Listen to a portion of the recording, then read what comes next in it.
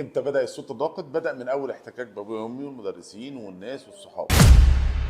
عملت ده تبقى انت كويس، ما عملتش ده تبقى وحش. الطريقه دي بس الوحيده اللي صح وغيرها لا. فانا اهلي هم اللي بيعلموني المرونه، هم اللي بيعلموني الجمود، هم اللي بيعلموني الاصرار او بيعلموني التخاذل، هم اللي بيعلموني ان يجي مني ولا ما يجيش مني، هم اللي بيعلموني ان انا طول ما انا بقارنك بغيرك فانت هتطلعي طول عمرك قاعده تقارن نفسك بغيرك، مش راضيه عن نفسك الا لما تبقي زي غيرك دي. فانا ده بدايه صوت الانتقاد او صوت الناقد، ويفضل معايا مستمر لغايه ما ابتدي اوقفه.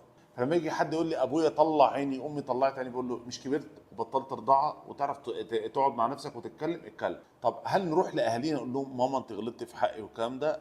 انا بقول لك من الاخر مالهاش فايده، ما بيحصلش اي حاجه، لان في الغالب هتروح تقول لهم يقول لك انت كنت عيل متخلف، انت كنت عيل قليل ادب ومش متربي، يعني اعمل لك ايه؟ ولو كان محترم جدا هقول لك انا ما كنتش اعرف وده اخر في التربيه. فانت ده مش مبرر بالنسبه لك، وان انت توصل ان لغايه ما ابوك وامك يعتذروا لك عشان تقف على رجليك تبقى انت زي اللي مستني اللي خزوقك او اللي باعك ان هو يعتذر لك، يقول لك انا اسف ان خزوقتك، زي اللي هو انا ان شاء الله سيرجع نادما وسيقول لي اللي هو انه من بعد ما عرفش يعيش رغم ان هو كان بيكلم 20 واحده